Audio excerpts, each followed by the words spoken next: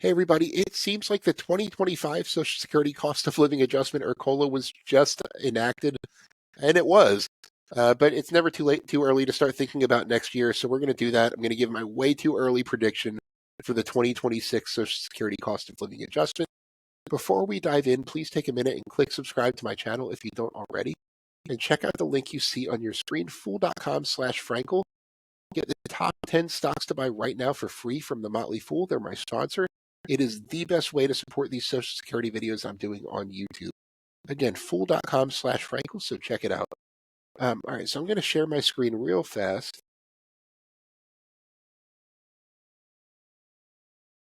All right, so a few things I'm going to put together real quick. So, of course, it's far too early to know with any certainty the 2026 Social Security Cost of Living Adjustment.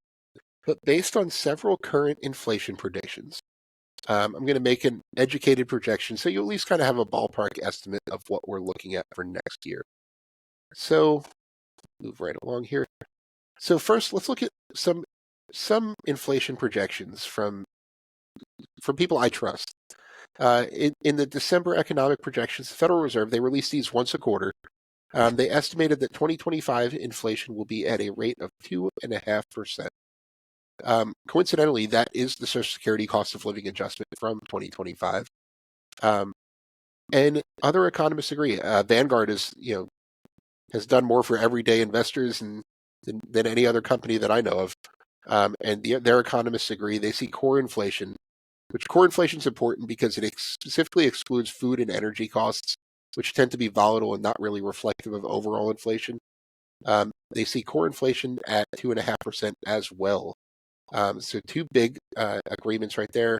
I've seen a bunch of other projections, and most of them are in the mid 2% range. But there is the Trump effect, the new administration. So a survey of economists, this was published in the Wall Street Journal. This was conducted after the election, found that the consensus expectation for inflation is now 2.7% for 2025. The new administration, regardless of what you think of them politically, tariffs are widely considered to be inflationary or inflationary types of policies. And the same thing can be said for certain other things that have been floated.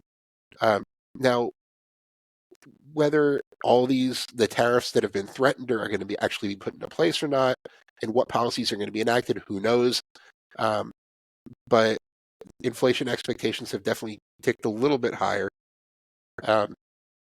One cost of living adjustment prediction is already out. The Senior Citizens League, this is the one that's most widely followed. They recently predicted the 2026 cost of living adjustment to be just 2.1%. And basically, they expect inflation to cool off by the end of 2025. And that would be the lowest cost of living adjustment in 5 years. Now, in a way, that would be a good thing, economy-wise. The Federal Reserve wants to get inflation to about 2%. That's their target. If inflation really did cool off and approach 2%, it would probably clear the way for more interest rate cuts, which would just be a very good thing for consumers, for the stock market, for your retirement assets, a lot of things.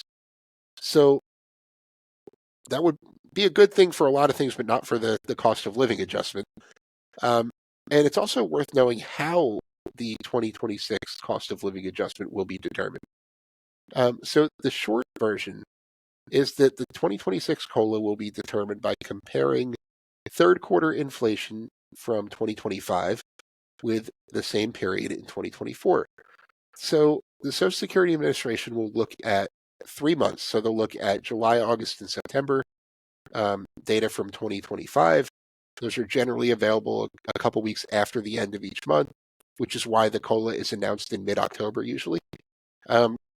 And specifically, the Social Security Administration uses the CPIW, which is the Consumer Price Index for urban wage earners and clerical workers. Not the best measure of inflation for the elderly by any means. I have done other videos on this where there is another index called the CPIE, the Consumer Price Index for the elderly, that more assigns a heavier weight to categories that are more likely to affect Social Security beneficiaries. Things like healthcare and housing costs that disproportionately affect the older demographics. But Under current law, the CPIW is what is used, and it will be determined by comparing the CPIW from 2025 to 2024. And you can see that if you're a math person, you can actually calculate where the 2025 COLA came from by looking at the Bureau of Labor Statistics data. So that's where it is. So without further delay, my prediction, I think it's going to be greater than the 2.1%. Based on what we know now, I think that we get a repeat of the 2.5%. It's not often that we get the same cost of living adjustment twice in a row, but my initial prediction is that we will. I don't believe tariffs will have a significant inflationary impact in 2025. Now, they could have a longer term effect, as things start to roll out.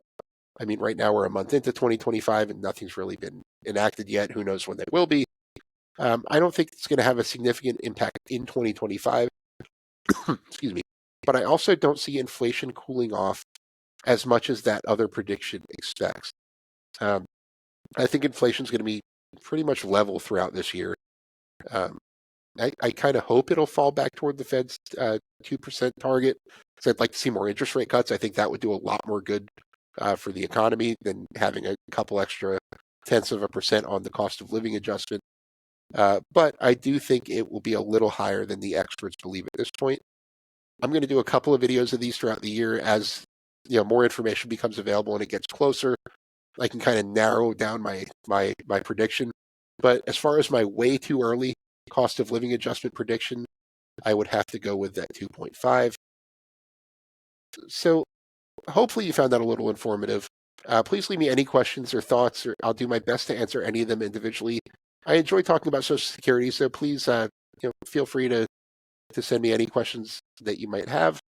And be sure to click subscribe to my channel. I cover Social Security all the time, so make sure you can keep up with my latest content.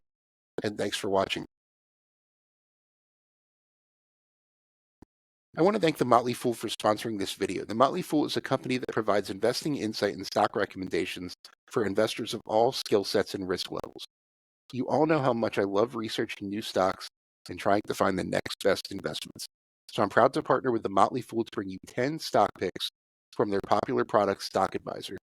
Stock Advisor has beaten the market more than 5 times. Go to fool.com/Frankel to get your 10 stock picks now. The Motley Fool Stock Advisor returns are 914% as of January 7th, 2025, and are measured against the S&P 500 returns of 174% as of January 7th, 2025.